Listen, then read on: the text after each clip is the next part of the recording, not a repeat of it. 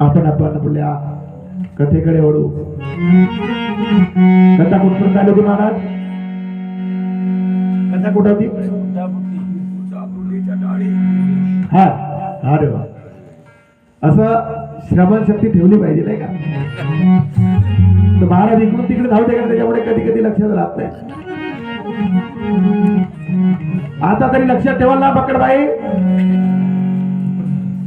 वेदशास्त्र उभारी शेवटचा नाही सांगितलं नाही का? शेवटचं चरण काय आधी? द्वारकेचा राणा त्याच्या आधीचा ज्ञानदेव म्हणे व्यासाची. व्यास म्हणजे शब्द, लक्षात ठेवा.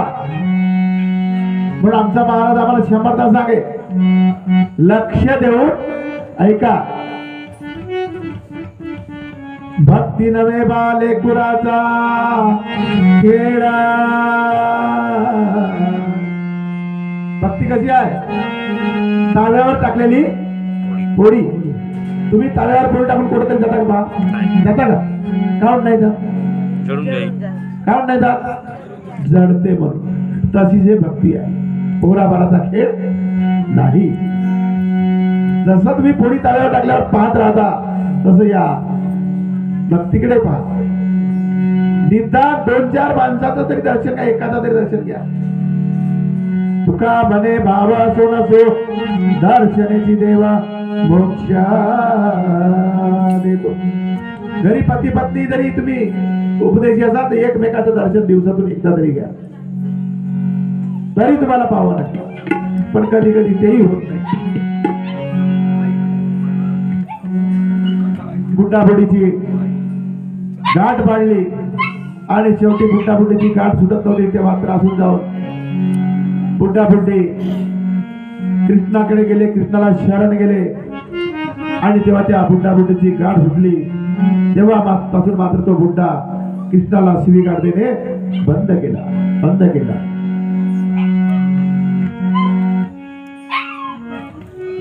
तर असे बरेचसे प्रसंग आहेत. एकदा सर्व गवळणी मिळून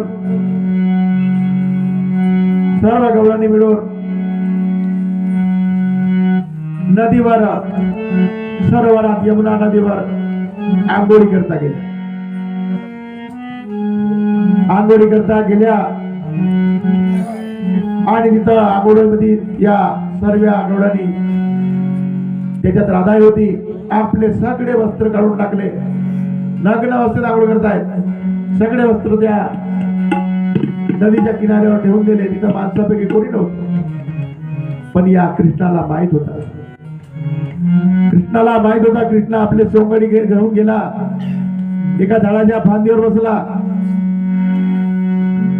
आणि पेंड्याला सांगितलं, जा रे म्हणे, त्यांचे सगळे वस्त्र घेऊन ये म्हणे. आता या गवळण्यांचा आंघोळ करण्याचा पर्व संपलेला आहे. तेव्हा एक गवळ उठून बाहेर आली आणि पाहते, त्यावेळी तिचा कपडे हजर नाही. तेव्हा मात्र गवळणी विचारात पडल्या, आता काय करावं? अरे आमचे कपडे नेले असतील तरी कोणी.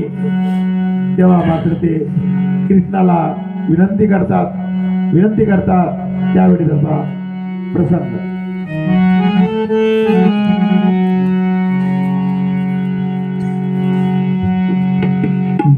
काना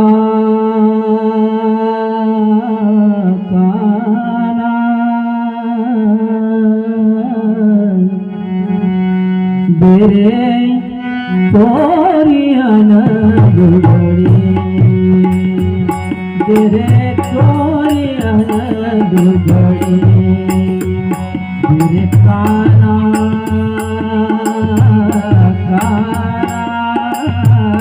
बेरे चोरियन दुगड़ी,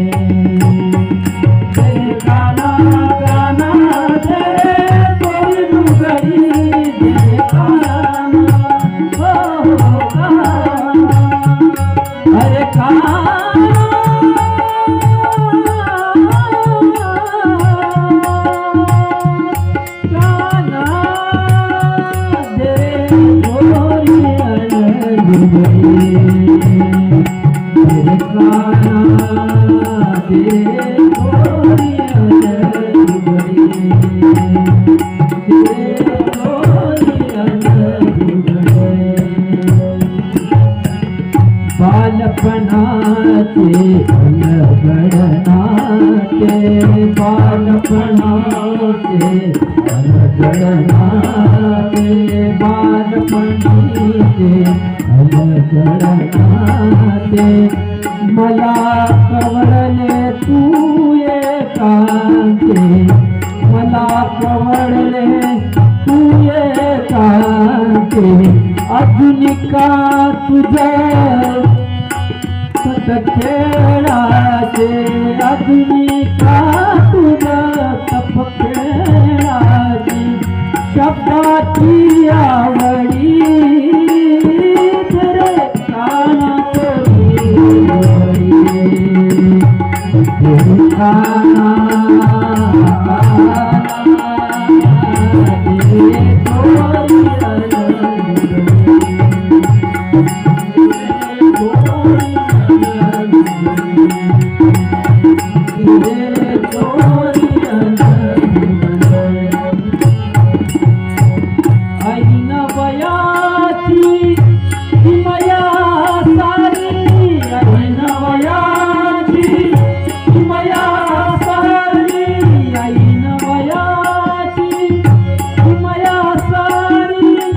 लाजवंती मी भोळी भाबडी लाजवंती मी भोळी भाबडी कशी मी येऊ काठावरती कशी मी येऊ काठावरती मदनाची लागडी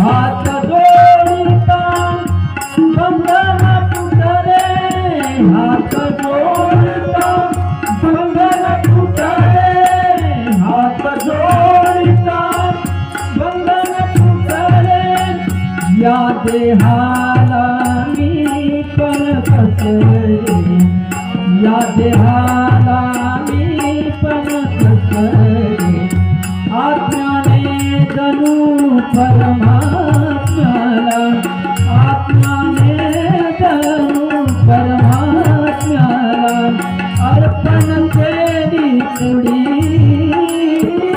देखाना तोडी देखाना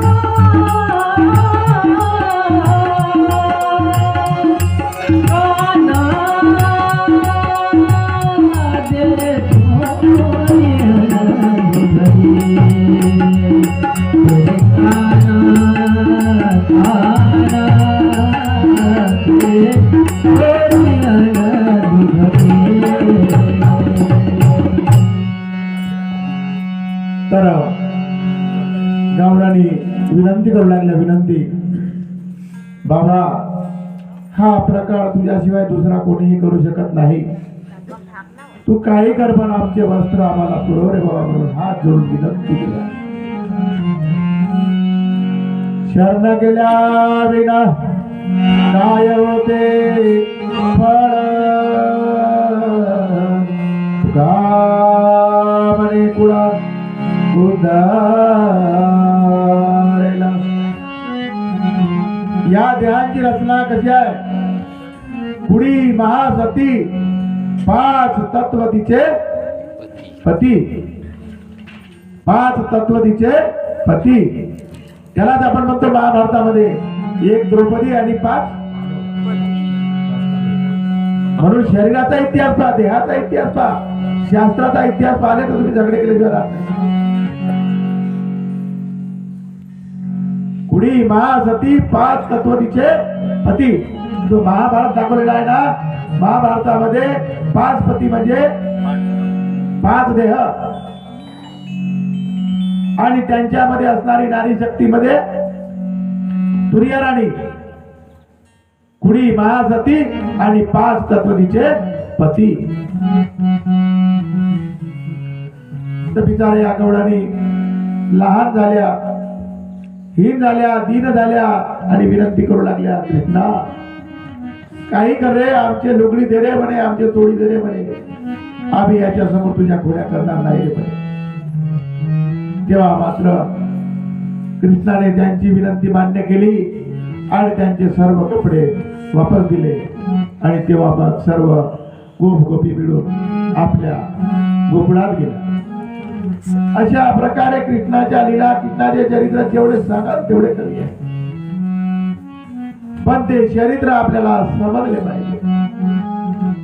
आणि सर्व जो हा खेळ आहे या देहाचा खेळ आहे. देहात लिखाण सुद्धा देहाचा आहे, पण ते आपल्याला समजलं पाहिजे.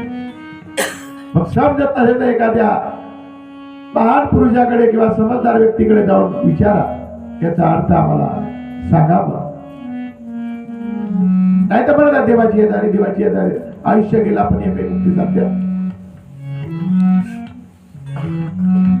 मगाशी सांगला द्वारकेचा राजा, द्वारकेचा राजा पांडवा घरी. आता येतो द्वारकेचा राजा पांडवांच्या घरी आहे. कारण तर पांडव त्याचे भक्त होते म्हणून. उद्या तुम्हाला एक कथा येणार आहे, कोणती? राजा बलीची आणि राजा गोपीचंदाची. तर द्वारकेचा राजा पांडवा घरी या देहात पाहायचंय तुम्हाला. देहात शास्त्रात पाहून काही फायदा होणार? ह्या फक्त कथासार आहे, मनोरंजन आहे. आणि याचा जर तुम्ही विश्लेषण कराल तर अध्यात्म आहे, अध्यात्म. म्हणून आपल्याला प्रचिती 3 आहेत: गुरुप्रचिती, आत्मप्रचिती आणि शास्त्र प्रचिती. 3 प्रचित्या ज्याला समजला असेल तो माझ्यापेक्षाही शहाणा आहे. मी सांगतो म्हणजे शहाणा नाही.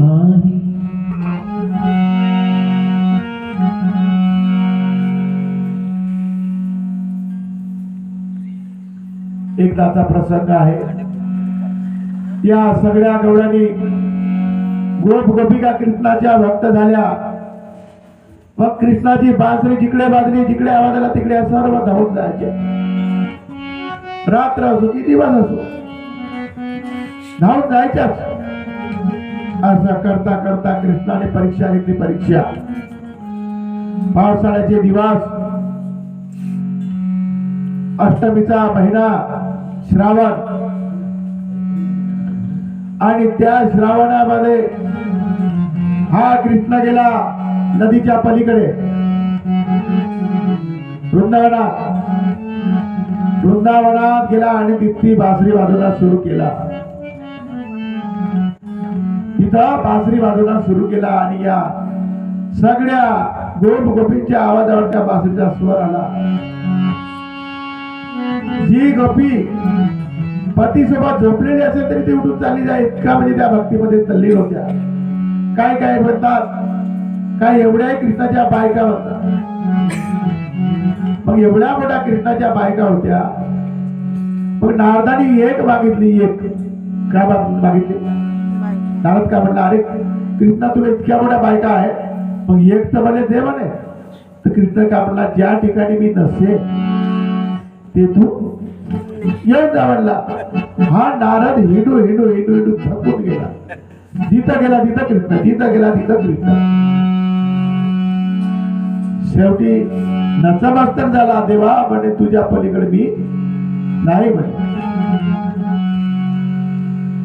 तर त्या वृंदावनात गेला आणि वाजला बांसरी.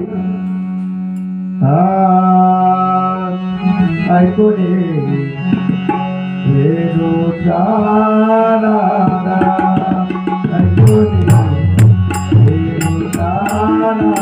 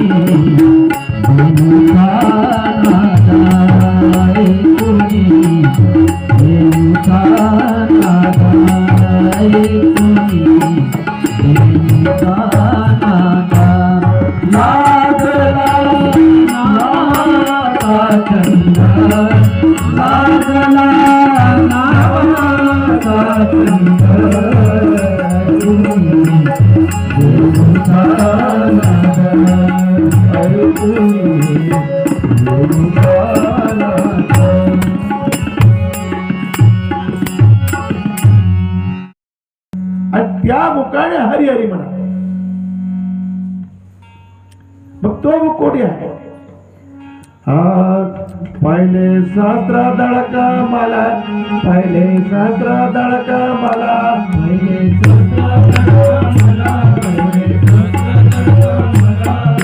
योगी जनाचा मेळा, योगी जनाचा मेळा, योगी जनाचा मेळा. परमहंस बैसले बाळा, परमहंस बैसले बाळा. होली बर होली बर होली बर होली भाभी हो पद भाभी दावी रे भाभी, होली भाभी हो पद भाभी दावी रे भाभी.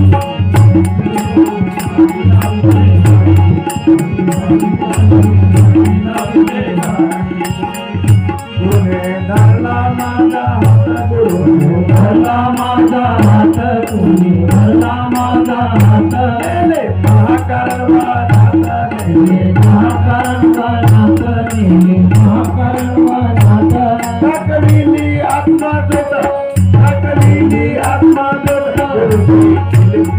भरोसे ऐसा भरोसे चलेगा चले मैं हो गई मतवाली ऐसा भरोसे चलेगा चले मैं हो गई मतवाली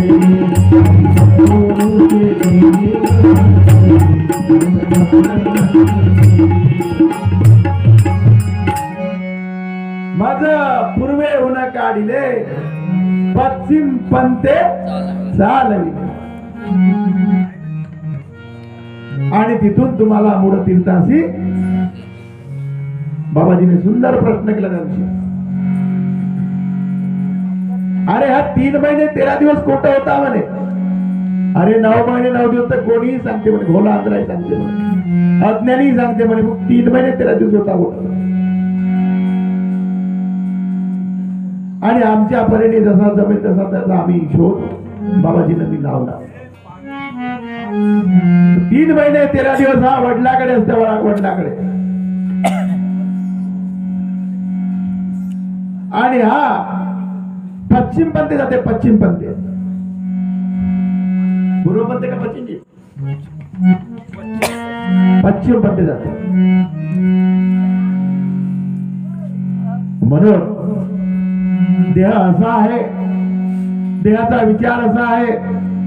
देहाचा विचार सांगायला गेला तर कथा कहाण्या मागे पडतात. आजकाल झाला कसा आहे, वेद बोलिला पूर्ण पक्ष मूर्खा देते लावी लक्ष. वेदाचे म्हणणे बोलणे ऐकतो तो मूर्ख म्हणला, मूर्ख. मग वेद म्हणजे काय आहे? सिद्धीचा काय? वेद म्हणजे सिद्धीचा झाड. आणि सिद्धीच्या झाडाला काय असते? पण सिद्धीच्या झाडामध्ये काय ठेवलेलं आहे? गाभा. मग झाड खाल्ल्यावर तुम्हाला गाभा भेटेल का? मग काय करावं लागेल? हा, काय करावं लागेल?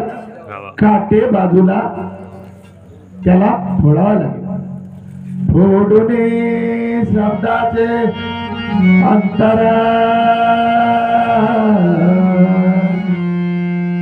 वस्तू दाखवी निज सारा अनाथाचे माहेर गुरुराजवाने. एवढा अधिकार गुरुला आहे. म्हणून तुम्ही हा सिद्धीचा आपूड खाऊ. सिद्धीचा आपूड खायचा असेल तर त्याचे काटे गोटे पहिले चोकारा आणि नंतर तुम्ही त्याच्यातला गाभा खा. ज्या वेळेस मात्या पित्याची कावड घेऊन श्रावण चालले होते, खूप जंगल होता, घनदाट, रस्ता दिसेना, वाट दिसेना. त्या वेळेस मात्र आई वडिलाला खूप तहान लागली. तहान लागल्यानंतर एका झाडाला कावड लटकवून दिली आणि पाण्याच्या शोधात निघालेला आहे. आणि शिकारीच्या शोधात मामा होता, त्या दुधाऱ्या तड्यावर बसलेला आहे. पण इकडून श्रावण जात आहे तेव्हा त्याला वाटला येताना आपला रस्ता भुलला नाही. हे आमचे सोंगडी वाजंत्री बघाने भुलले जंगलामध्ये कलाकार नाही का. कमीत कमी ज्याला रस्ता माहिती त्याला तरी विचारा, नाही तर त्यांच्या सोबतीला जा. आंघोळ करायला माग, उठायला माग, मग खायला काम करायचे बरोबर नाही का. हाताला सर्वांच्या पंक्तीला काम करायचं, मग खायले माग का, खाले समोर, उठाले माग. मग रस्ता भूलतील नाही तर जागेवर राहतील का? बरोबर आहे का?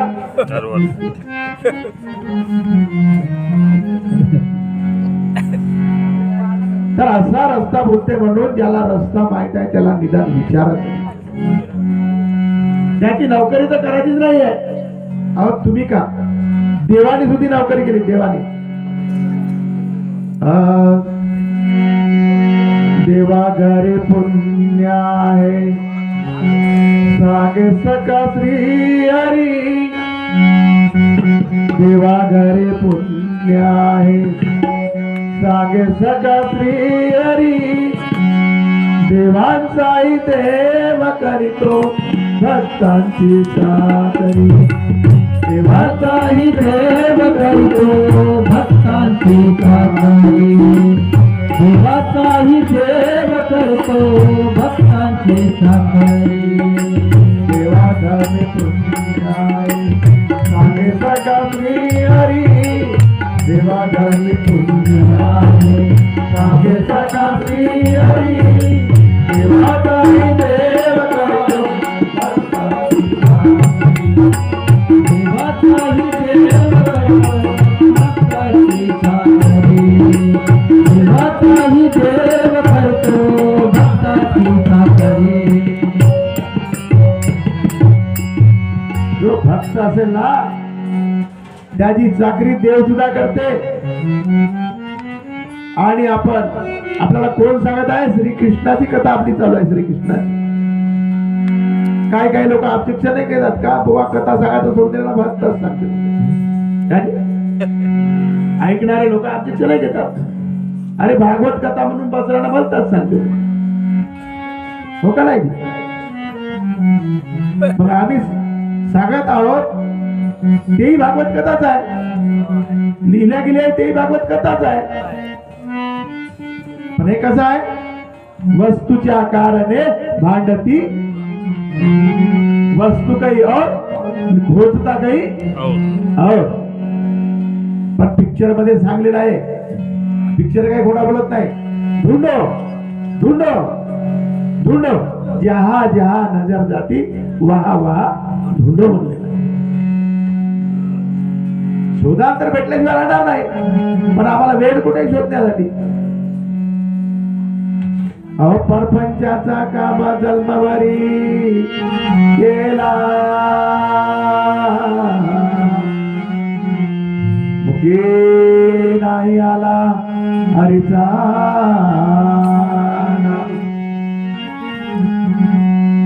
तर सिद्धीच्या आबुडा आपल्या देवाची द्वारे नाही का जी आपला प्रसंग कोणता होता देवाची द्वारे तर या देहाला कमलमुख आहे कमलमुख बिलकुल कमळासारखा आकार आहे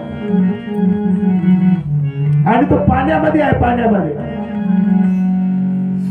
ती मोठा सुंदर उपमा दिलेली आहे समुद्र में बूंद समाया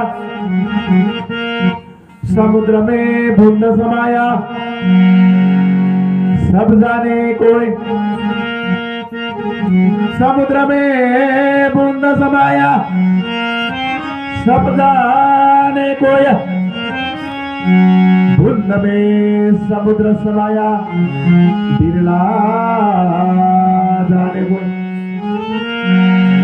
समुद्रामध्ये पाण्याचा बुंद आहे सर्वांना माहित आहे पण बुंदामध्ये समुद्र समावला आहे ते मात्र बऱ्याचशा लोकांना समजत बुंद में समुद्र समाया बिरला जाने होय जाके सद्गुरु पूर्ण मिले ताको मालूम होय सद्गुरुनाथ तर कमालमुख कमालमुख कसा आहे कमालमुख खोलो नयन पियो ब्रह्म प्याला खोलो नयन पियो ब्रह्म प्याला योगी झूले में झूलता है बाला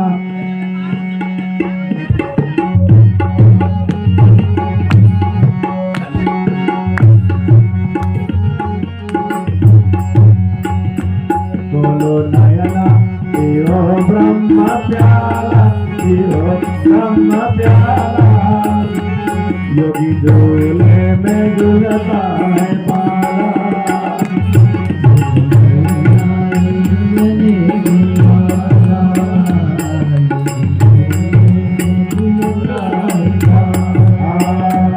खोलो नयन पियो ब्रह्म प्याला कभी झोले में झुलकाए बाबा, कभी झोले में झुलकाए बाबा, बोलो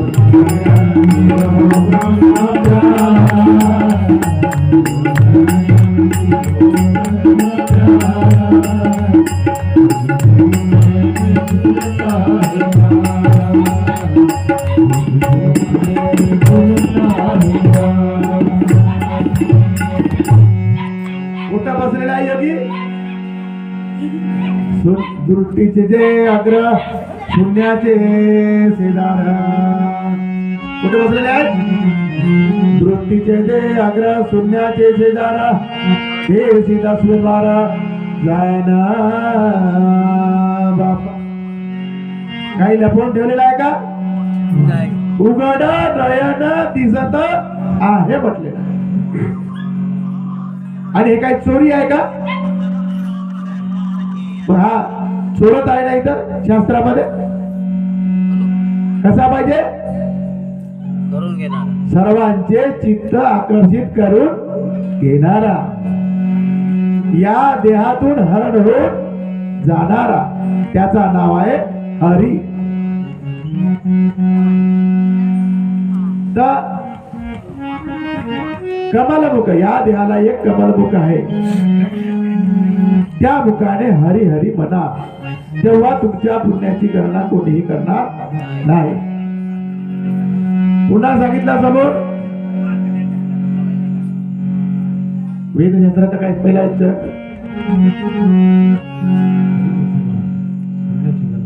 नाही, तिसरा चरण असोनी संसारी जीवा वेगळं. तुम्ही सांगत आहे लवकर काय? असोनी संसारी जीवा वेगळं करे, वेद शास्त्र वारे बाह्य. जीवा म्हणजे सांगा बकडबाई, तुमचंच नाव पहिले ते बघा. जीवा म्हणजे हा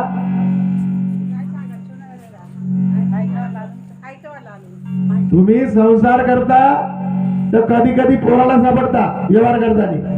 व्यवहार म्हणजे पैशाचा अडकेचा नाही का? कधी कधी पोरीने जास्त देऊन टाकतात, मग पोरा झगडते तुमच्याशी. पण तसा इथं नाही आहे.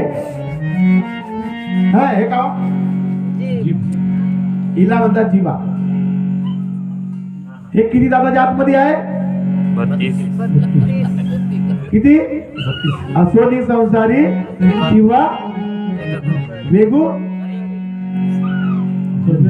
हे जीवा 32 दादाच्या आतमध्ये आहे. पण एकालाही सापडत अचानक तिच्या हातून काही जर चूक झाली तरच ते एखाद्या सापडते. आम्ही जिथं मला तिथं सापडतो. कधी कधी भाजीमध्ये मीठ कमी टाकतो,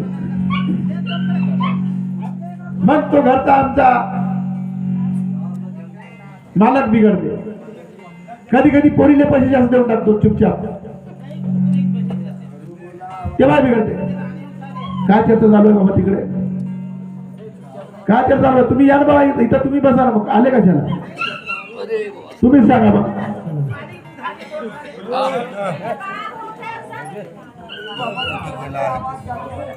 अरे इथपर्यंत आवाज येते. देऊ द्या भाऊ, त्यांना एक बॅग देऊ द्या. बापू देऊ द्या त्यांना एक बॅग. अरे तुम्हाला एवढा वेळ नाही तर येता कशाला? तुम्ही घरी झोपा ना. आम्हाला 5च माणसं कमी आहे. बोलायचं आहे तर तुम्ही आपल्या अंगणात जाऊन बोला, घरात बोला. इथं कथा चालू आहे. तर असोनी संसारी जीवा वेगू, हे जीव 32 दातामध्ये राहून आपला संसार चालवते. मरेपर्यंत संसार करते, पण एकाही दाताला सापडत जुळत असेल जुळते, म्हणा नाही जुळत असेल नाही जुळत. तुम्ही त्रास करू शकता. आपण भागवत झाल्याच्या, कथा संपल्याच्या नंतर ज्याला क्रॉस करायची आहे त्यांनी क्रॉस जरूर करायची. मी काही मोठा नाही. असोनी संसारी जीवा वेगवेगळी जीव या 32 दातामध्ये राहून आपला व्यवहार करत आहे. ती एकाही दाताला कोणाची तरी जीभ नक्की झाली आहे का? दाखवा बरं. झाली का? तुमचा लागत एक हात लकवा माराल, एक दात पडल, पण या जीभचा काही होते का? तशा तशी राहते. तसा प्रपंच करावा. पण आपण भक्तात प्रपंच करतो. वेदशास्त्र उभारी बाह्य सदावन.